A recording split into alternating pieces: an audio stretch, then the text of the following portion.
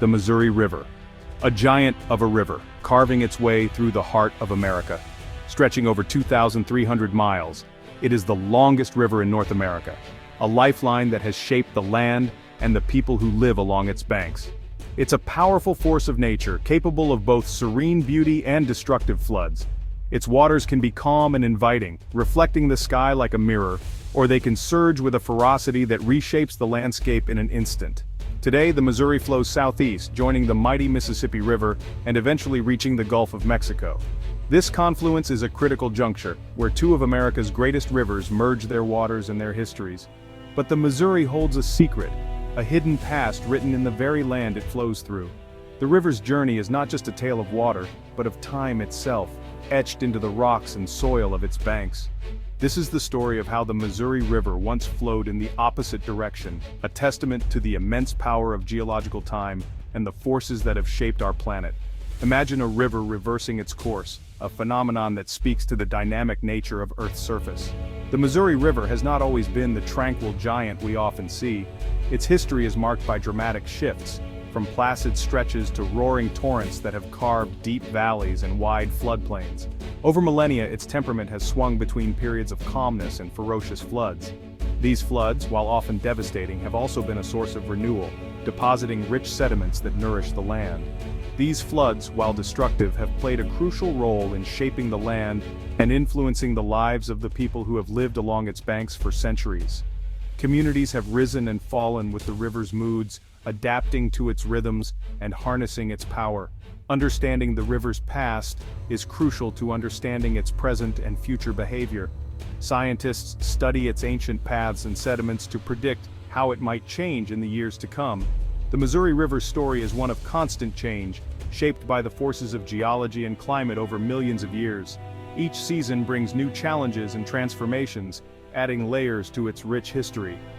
This essay will delve into the river's fascinating history, exploring how it once flowed north to Hudson Bay and the evidence that reveals this ancient path. Through the lens of geology, we uncover the secrets of a river that has been a witness to the ever-changing face of our planet.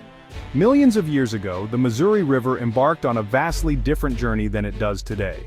Instead of flowing southeast, the river flowed north, eventually emptying into the Hudson Bay. This dramatic difference in direction was due to the presence of massive ice sheets that covered much of North America during the last glacial period. These ice sheets acted like giant dams, blocking the Missouri's southward flow and forcing it to find a new path. As the ice sheets advanced and retreated, they sculpted the landscape, carving out valleys and depositing vast amounts of sediment. The Missouri River, forced to adapt to these changing conditions, carved its way through the newly formed terrain, creating the ancient channel that we can still trace today.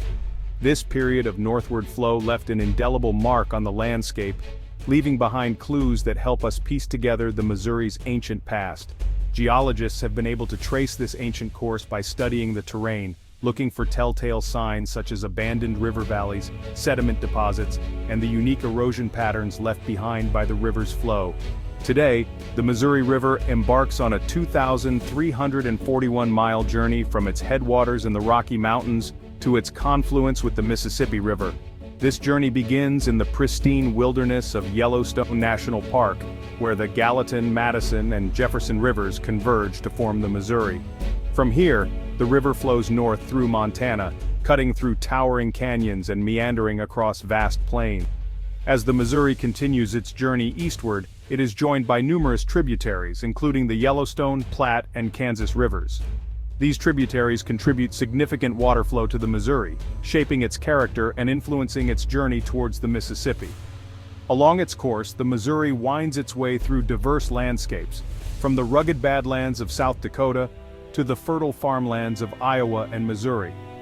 Finally, after traversing the heart of America, the Missouri River reaches its destination, merging with the mighty Mississippi River just north of St. Louis, Missouri. From there, the combined waters of these two great rivers flow south, eventually emptying into the Gulf of Mexico. Section 4. Unlocking the Past. Geological Clues in the Landscape. Geologists have developed ingenious methods for deciphering the history of rivers, even those whose courses have shifted dramatically over time. By meticulously studying the landscape, they can uncover secrets that have been buried for millennia.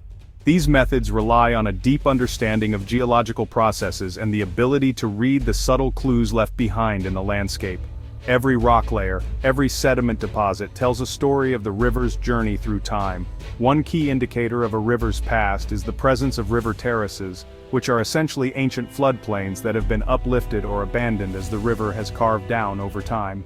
These terraces serve as natural archives, preserving the history of the river's evolution. By studying the elevation and composition of these terraces, geologists can piece together a timeline of the river's past, determining when and where it flowed at different points in time. This information is crucial for understanding how the river has shaped the landscape and how it might change in the future. Another crucial piece of evidence lies in the sediment deposits found along the river's course. These sediments are like pages in a book, each layer providing a snapshot of the river's history. As rivers flow, they carry sediment downstream, depositing it in characteristic patterns along their banks and on the riverbed. These patterns can reveal a lot about the river's behavior over time. By analyzing the type, size, and distribution of these sediments, geologists can gain insights into the river's past flow direction, velocity, and the types of environments it flowed through. This analysis helps to reconstruct the river's dynamic history.